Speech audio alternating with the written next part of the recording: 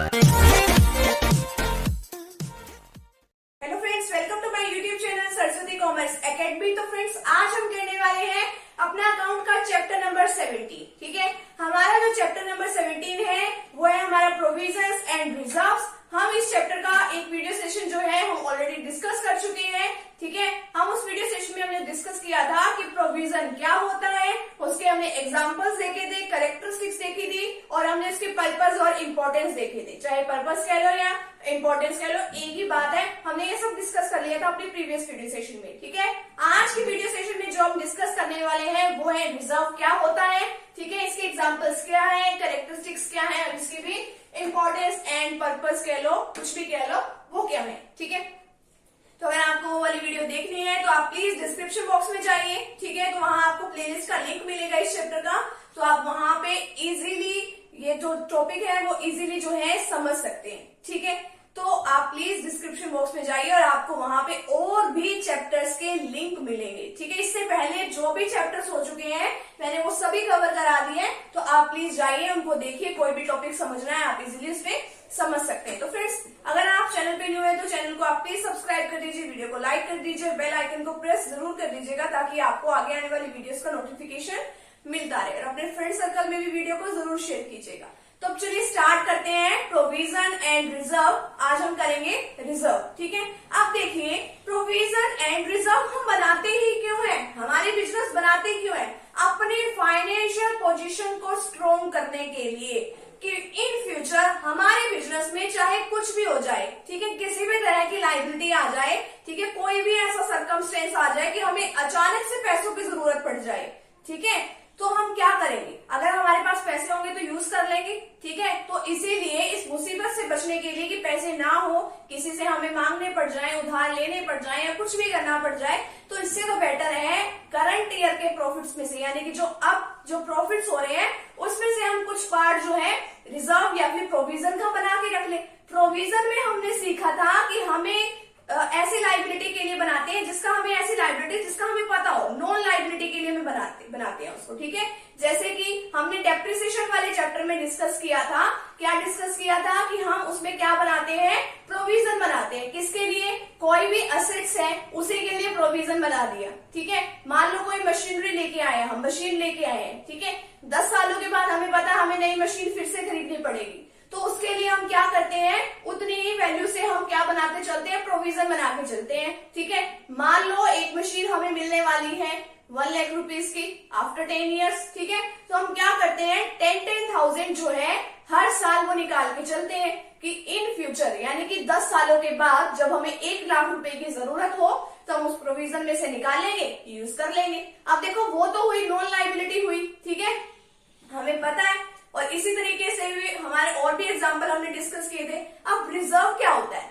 अब रिजर्व वो होता है, हमें नहीं पता कि कोई लाइबिलिटी होगी भी या नहीं होगी, वो हम वैसे ही बना लेते हैं अपने प्रॉफिट्स में से या कुछ हमारे पास एक्स्ट्रा सरप्लस बच जाता है उसमें से। हमें नहीं पता कि कौन सी लाइबिलिटी अराइज होगी। ठीक है, हम अचानक से अपने आप ही बना लेते हैं कि हाँ हमें बनाना चाहिए कि इन फ्यूचर हो सकता है कोई लाइबिलिटी अराइज हो जाए, नहीं हो तो अच्छी बात है, अगर हो जाए तो कम से कम काम तो आएगा।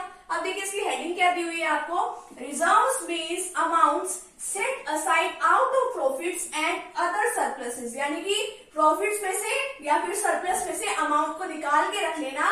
किस लिए निकाल के रखना? टू मीट फ्यूचर अनसर्टेनिटीज, की फ्यूचर की अनसर्टेनिटीज के लिए उसको अलग से निकाल के रख लेना कि फ्यूचर में हमें नहीं पता कि क्या होने वाला है। फ्यूचर का किसी को कुछ पता होता है कि क्या होगा क्या नहीं होगा, ठीक है, तो हम क्या करते हैं, अलग से इसको निकाल के रख लेते हैं। हमें नहीं पता कौन सी लाइबिलिटी अराइज होगी, किसके लिए हम इसको यूज करने वाले हैं, नहीं पता। ठीक है, तो रिजर्व का मतलब ये होता है। अब रिजर्व क्या कैसे कैसे होते हैं, हमारे टाइप्स ऑफ रिजर्व, जिसको हम आगे अगले वीडियो सेशन में भी डिस्कस करेंगे। जर्नल रिजर्व होता है, ठीक है, कैपिटल रिजर्व होता है, इन्वेस्टमेंट फ्लक्चुएशन फंड होता है, फंड कह लो या रिजर्व कह लो, एक ही बात है। ठीक है, तो ये सब हमारे क्या होते हैं, रिजर्व होते हैं। ठीक है, तो ये इसके एग्जाम्पल्स हैं।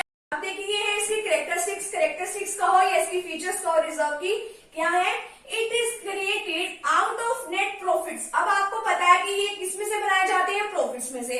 अब देखो हमारी मर्जी है कि प्रॉफिट्स को या तो ओनर्स में डिस्ट्रीब्यूट कर दो या फिर हम अलग से साइड में निकाल के रख लें कि फ्यूचर में कोई लाइबिलिटी अराइज हो जाए हम इसको यूज कर ले, ठीक है। तो यानी कि किस में से बनाए जाते हैं, नेट प्रॉफिट्स में से या डिविजिबल प्रॉफिट्स में से, कि जो प्रॉफिट्स हमें डिवाइड कर रहे हो किसी में, डिवाइड किस में करेंगे, ओनर्स में ही करेंगे। अब एक ही बात है, या तो डिवाइड कर लो या फिर हम उसमें अलग से निकाल के रखो। अब डिवाइड करके चला गया वो तो ओनर्स के पास, वो तो अपने घर के खर्चों में यूज कर देगा। अगर वो हमने बिजनेस में अलग से निकाल के रख लिया कि ये फ्यूचर की अनसर्टेनिटीज के लिए, तो बचा रह जाएगा, सेफ रहेगा, ठीक है। तो यानी कि इसमें से बनाया जाता है ये। अब देखो, creation of reserves is not a legal necessity, ये कानूनी तौर पे इसमें ये नहीं है कि आप इसको बनाना ही बनाना है, नहीं, वॉलंटरी है, बनाना बनाओ, नहीं बनाना नहीं, ठीक है। अब देखो नेक्स्ट है, it is not created to meet any non liability, हमें नहीं पता कि ये वाली लाइबिलिटी अराइज होगी, ठीक है। अननोन लाइबिलिटी के लिए बनाया जाता है, नॉन लाइबिलिटी के लिए क्रिएट नहीं किया जाता।